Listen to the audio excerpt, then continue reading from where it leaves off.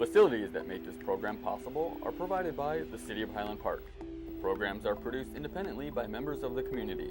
The City of Highland Park is not affiliated with the following program or the producers of public access programming and is not responsible for the content. The following program does not reflect the opinions of the City of Highland Park.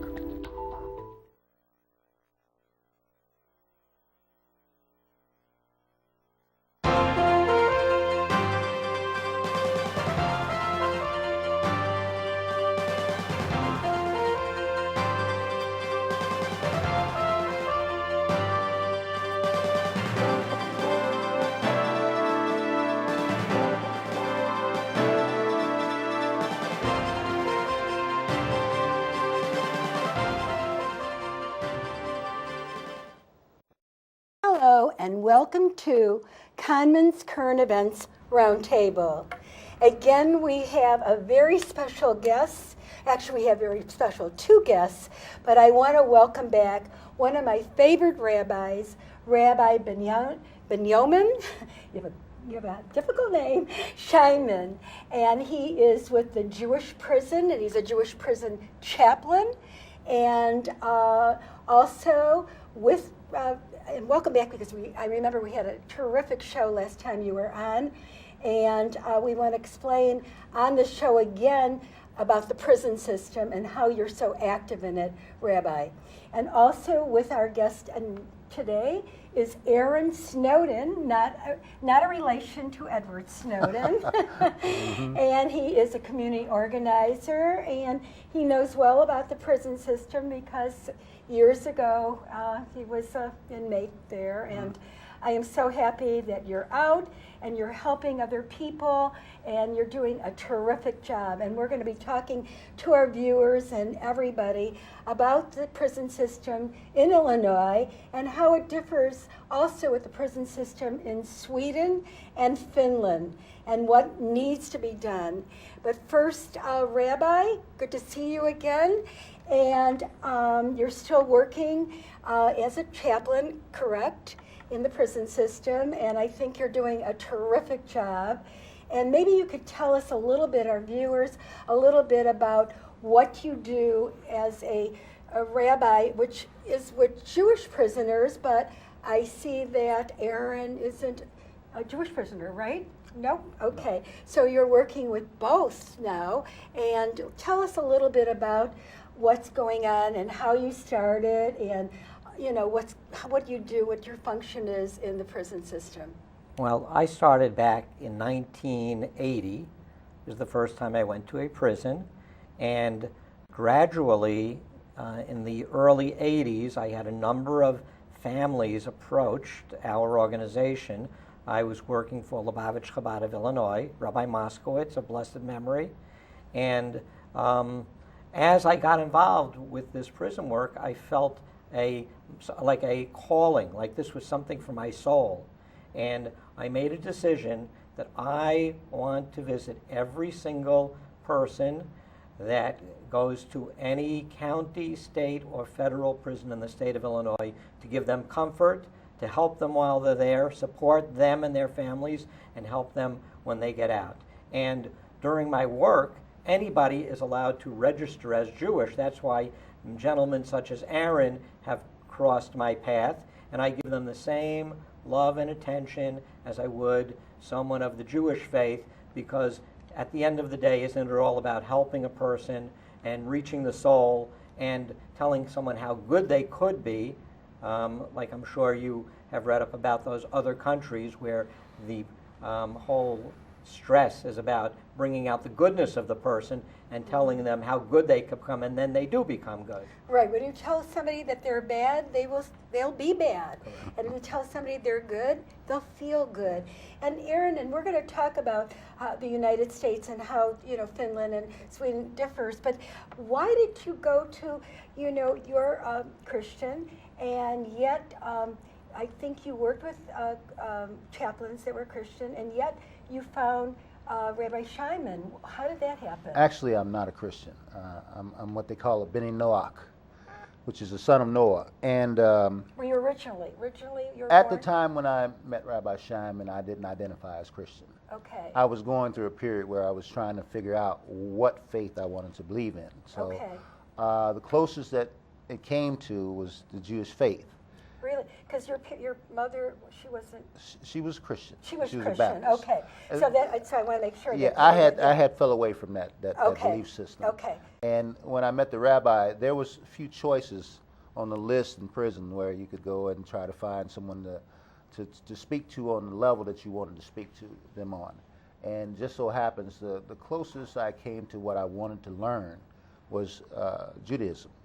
And so in order to see a Jewish rabbi, I had to put Jewish on my list of what I believe is a religion. So I did get to meet the rabbi, and when he came in, he was kind of surprised because he says, well, usually we just come here to see Jewish people, but he was open to seeing me, and he was a really good guy, you know, and I was a little concerned at first that I might not see him again because of that, but he showed up, so. Yeah, because we've had on our show, we had a rabbi that was African American. I did Rabbi Capers Fanier with the comedian Aaron Friedman. And I think the first thing I said, but you don't look Jewish. So that's how we started our last show. Mm-hmm. And it's good that you came here, and we're going to be, and I think there was Rabbi Cahnmann is a good person to talk to. He gives you, and I understand he gives you very good advice. But you know, I just wanted to read something that came for me from Sweden. Actually, the United States has the highest incarceration rate in the world. It has only 5% of the world's population, but 1/4 of its prisoners. U.S. prisons are dangerously overcrowded, houses 10 times as many mentally individuals as from state hospitals, keeps people locked up for long periods of time, and plagued by inmate abuse. And a greater percentage of the country's black population, which I was very surprised, it's a bigger country's black population than South Africa did under the apartheid. Nearly 2/3 of its inmates released every year to prison, and they come back. And one of the reasons they do come back into the system is because they're not getting any, you have to somehow, you have to get college credits or things that you just can't send a person home from prison right to their door. Tell us a little bit about that, Aaron. I want to tell what that's all about. Well, one of the biggest problems with the Illinois criminal justice system is the criminalization of so many different things. You know, nonviolent crimes, some of everything, and they send you to prison for almost anything here. The thing is that a lot of the model that they've used is a punishment model, where you eliminate rehabilitation and you call it punishment. But what that's done is only created more and more problems. The truth in sentencing laws that they came in with back in the 80s required that people with certain classes of felony or whatever would have to spend X amount of time in prison. So now you have the system where there's no flexibility, no good time for people, and even if they did try to do good, they've eliminated the education systems out of most of the prisons in Illinois. And you took advantage at that time of the education system that they did have. And because at that time prisons had money, a little bit more money than they have now, because there's so many prisoners. And you have you took your high school. You got your high school out of it. You got 2 bachelor's degrees. Yes, I did. And you're also going to be working on your master's. Well, at some point, if I choose to continue that, but I've actually got a trade now, and I like my trade, and I'm an artist, so I'm not necessarily wanting to go to school too much anymore. I'm kind of up there in age, so. You're never too old. Well, you can always learn more, And so, but you have your bachelor's. You have 2 bachelors, mm-hmm. and you do electrical work. And I also see that he is a community organizer. Rabbi, how did you get, when Aaron came to you many years ago, how did you really helped him, and you help a lot of people? What did you do for Aaron that got him to be where he is today? I would say that Aaron, in addition to everybody else that I meet, the key component is the looking past the surface and being totally not judgmental and looking deep into someone's soul and loving them unconditionally, no matter what they've done, and getting such a bond with them where they open up and they search deeper and reveal things and find out things about themselves that they may never have spoken about to anybody else or they may have never thought about. And once that's revealed, the opening to change their life, because first you have to face what the issue is, the core issues, then you could change. And in addition to that, I, together with Aaron and all the other men and women that come out, the Hindu Institute, we have now a rabbi hired to continue mentoring and working with each individual upon release.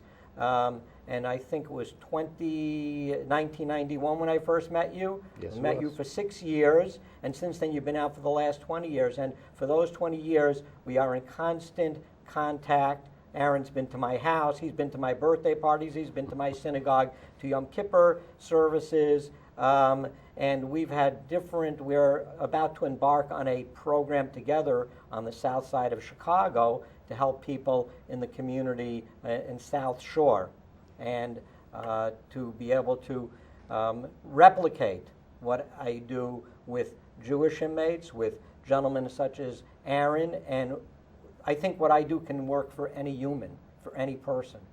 And we could replicate what they're doing in those other countries. Yes, I would like to know what, Aaron, what are you going to be doing with the rabbi? What are your plans? I hear you're going to be doing community service. You have a lot of things that you're going to be doing with rabbi in the area, because we hear so much of children, kids killing kids, people, coming out of the area, they have nothing to do. People go to prison for different reasons, and I guess one of the reasons that I think, and I'm sure this is one of them, is that people, they have nothing to look forward to. And, there are gangs out there, there's maybe no parent figure in their life, and so the gangs represent actually a parent figure. I mean, even it's something so negative as a gang, yet it somehow supports somebody and they make them feel good about themselves. So what are you going to be doing that they don't have to go to gangs anymore, they don't have to look for that? And what is your ideas with the rabbi that you're going to complete? Well, we're looking at a lot of different options. We're looking at the idea of providing mentoring programs, people who may want to volunteer to mentor young people in the community. We want to deal with programs that offer apprenticeships to help people get into the trades and other aspects of work life. The gang problem is pretty intractable over there in most of the neighborhoods, but we've got to at least try to present an image where people want to come in, not because they're being told, okay, this is bad for you and this is good for you, but they'll see the example and then want to be able to live by that example.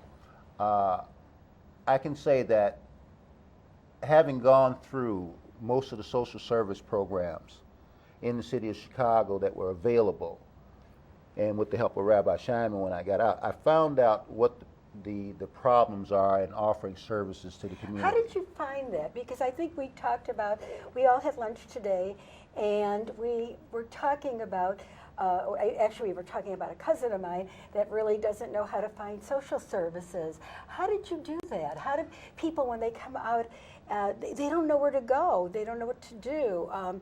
In my cousin's situation, her husband passed away at a young age, and she was left with 3 little kids, and she didn't know where to go or what to do. How did you organize this? How did you figure this out? While I was in prison, I was very proactive, and I worked with the administration on pre-release programs for guys getting ready to get out. Say they were maybe 90 days before they were getting out. What we would do is we would offer them job training, We would try to find resources for them. And this was before we had the laptops and all that stuff there. So we had to write places, and they would send us their information. Places like St. Leonard's House, or what was the one, Safer Foundation, and other places like that. But there were a lot more smaller community organizations that were out there that people didn't really know anything about. So I started collecting a list of all of these programs. And before I even hit the street, I knew who I was going to go see, where they were going to be at, what time I was going to see them, because I wrote letters to these organizations. Now this stuff is available online, and then there are organizations like, there's one organization, I don't know the name of it right off the top of my head, but it's up in on Broadway up in Uptown. And what they do is they have literally books and books of resources for all the programs in the city of Chicago that people can come in and they can find out, say you need dental care, say you need a doctor, you need eyeglasses, you need clothing. You know, these people actually are a clearinghouse for all those kinds of things. The idea that somebody has this stuff somewhere centralized is something that's important, but it needs to be shared with everybody. It doesn't just need to be in Uptown. Yeah, because if it's even if it's in books, or say it's in books or it's online, people don't know where to go. They need somebody, a mentor. They need somebody, a real life person. Like a lot of these commercials now, they advertise insurance companies, and you get a real life person, that you're talking to, and you're not talking to a computer. And I think that is something that you were doing, that you were mentoring these people before they came out. Hey, this is where this place is if you need dental care. This is where you go if you need this. And did you ever, I think both of you men should write a book. You should be writing a book on how to get all these things, because a lot of people do not know that these things even exist. And not so much even for people that are coming out of prison, but people that are in new type situations where their spouses pass away and they're left, they don't know what to do, they don't have the money, and they're left without care. But they're not really left without care, they just don't know that they can find that they have it. Well, the Hinder Institute, they work with prisoners coming home, so we want to be able to expand that base, that program, especially into the South Side and wherever else we can do that. Because the people who are supporting us, they say if we can do it in one place, they're willing to help us to do it in another place, and another place, and another place. We want to stretch over into Chatham. We want to stretch over into Inglewood. We want to get into all the neighborhoods. But first we have to have that one perfectly oiled working machine of a program. And Hinder does have that world. Yes, they do. Right. Right, And Rabbi. another aspect that you had mentioned is a spouse losing a husband to illness or to death is similar in a way to some of the spouses lose their husband for 20 years to a prison. And they don't know where to turn. So we also have people on staff that particularly work with mothers and with wives and with children, because they need so much support. Because like you had mentioned before, nobody is expecting to lose somebody to an incarceration.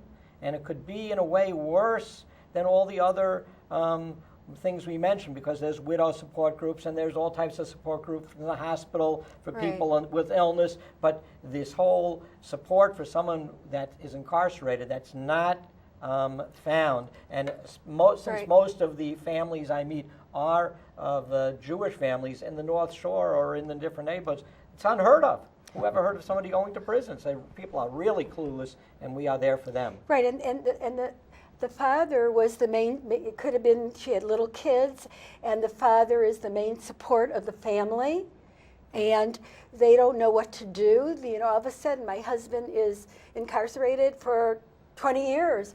And I'm not working, I'm taking care of little kids, what do I do now? It's surprising that there are so many people in that condition. I mean, it's like millions of people across the country going through that right now. And this is where the mentoring comes in. We have to have people who are willing to work with their children.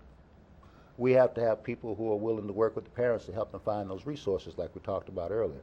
But we don't want to just limit it to prisoners. We want to work with people who have alcohol problems and drug problems. We want to We've even got adults who are professionals who haven't got their high school diplomas yet. Bus drivers and people with careers. And help them get their GEDs. And get their GEDs. Now, there's Right. programs available, but they don't know about them. They don't know about it. Right. Yeah, because Not GED, you know, high school diplomas, I'm yeah, sorry. The high, yeah, that's the, isn't The that actual high school diploma. Okay. Two different things, yeah. Also, what I was going to ask you is, you had mentioned earlier that people do not go to prison. They may be a drug. They go because they do drugs or get caught selling drugs or even other more violent crimes. But you said something that they don't go for one thing. It's never one thing. It never happens. The drug problem happens because some other problem is going on in their life. Is that what you told me? Yeah, there's multitudes of reasons, and sometimes you'll find people who are in prisons for who've been incarcerated 3 and 4 times, but 3 and 4 different things: theft, how about sleeping on the street and getting a ticket and can't pay it, and you go to jail, and the next thing you know, you get into an altercation in jail, and you get more time. There's all kinds of stuff going on in the system that literally traps people in a lot of cases. That's interesting. And people go to jail, people don't just rob somebody. There's the other things going on in their lives too, and I think that Mental needs health, to, yes. many times. Yes. A mental health problem that was not diagnosed.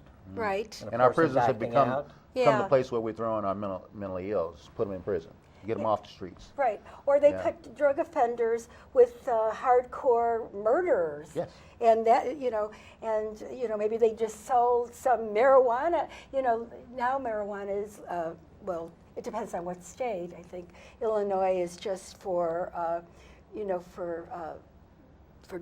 not for drug, but for illnesses that you can use marijuana, but not recreational, pharmaceutical marijuana. I Well, believe. they did change the law in the city of Chicago and the Cook County, where you can have only so much on you and they'll give you a traffic ticket. But before, what they would do is they would take you into jail for the smallest amount, and you'd sit there for months.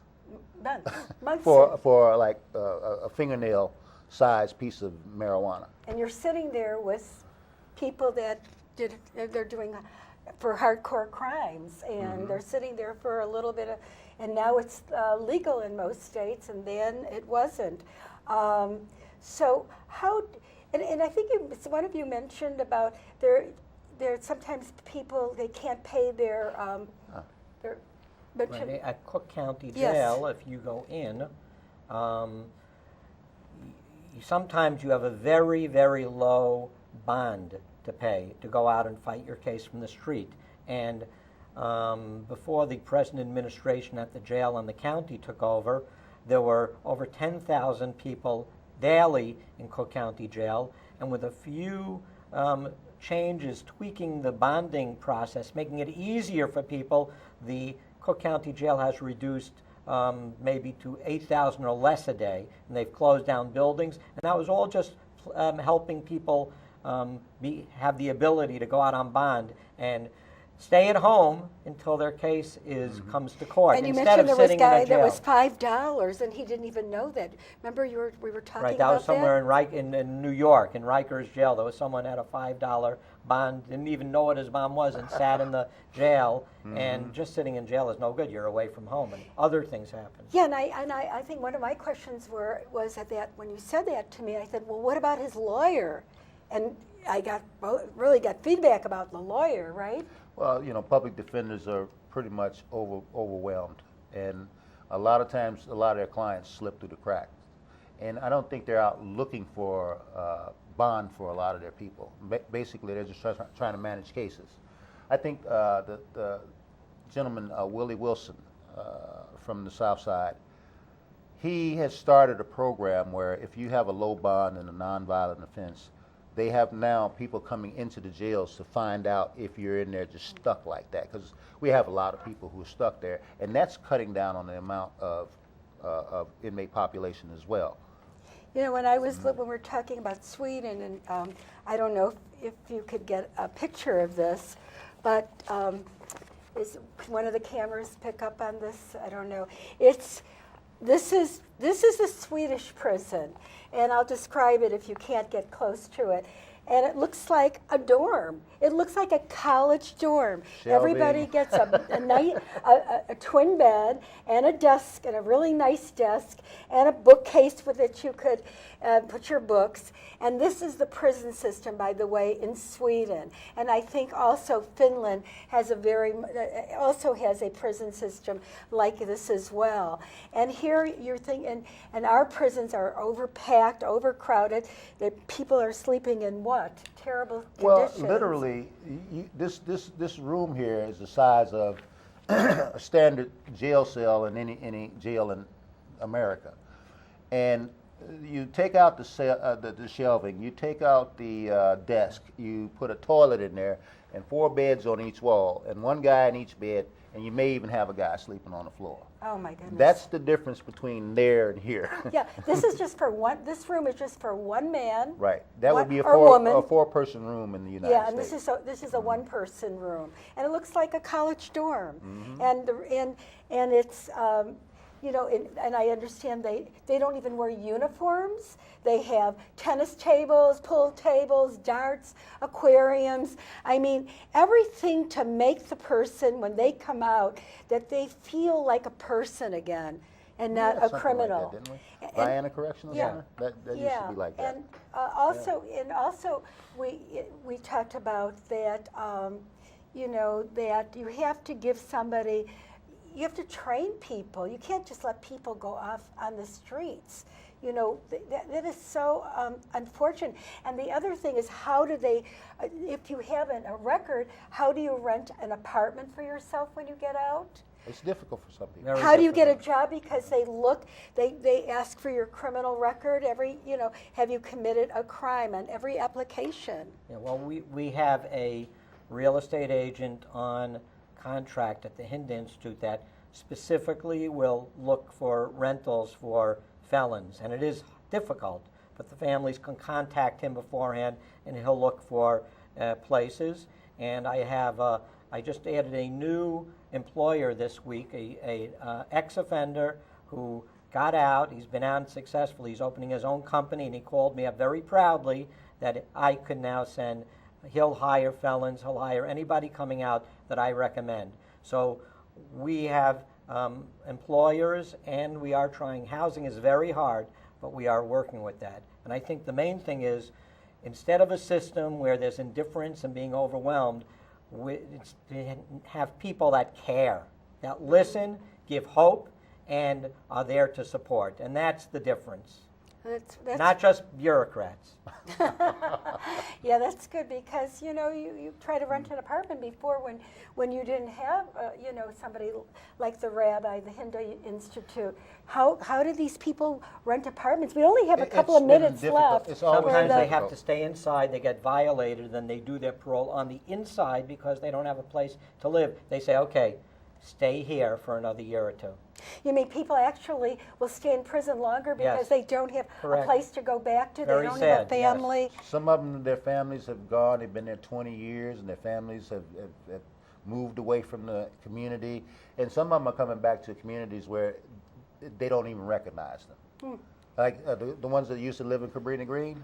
Oh, yeah. They come back to Cabrini Green, there's no Cabrini Green There's no anymore. Cabrini Green anymore. You know. So your institute helps people find, and they know that the person came out of the prison and they still qualify to live in that apartment. Yes. Another That's thing, good. if I can add this, Illinois has come up with the ban the box deal, where you go to look for a job and you check off on the box Yes. that you're.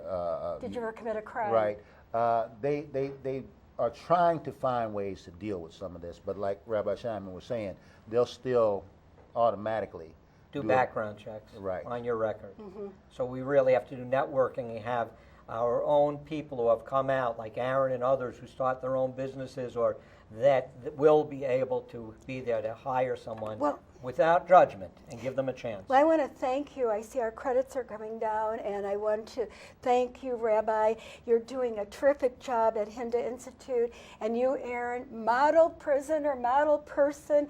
And we need more people like you. I mean, you are a terrific person, and I'm very happy to have had you on my show today. I'm glad I met you. And I think you're a good community organizer. The two of you working together, you're a terrific team together. And I think that with you at Hinda being in Des Plaines, I believe, Correct. and you're And going we to have an office also in Peterson Park now. Oh, good. Okay, and so your offices are getting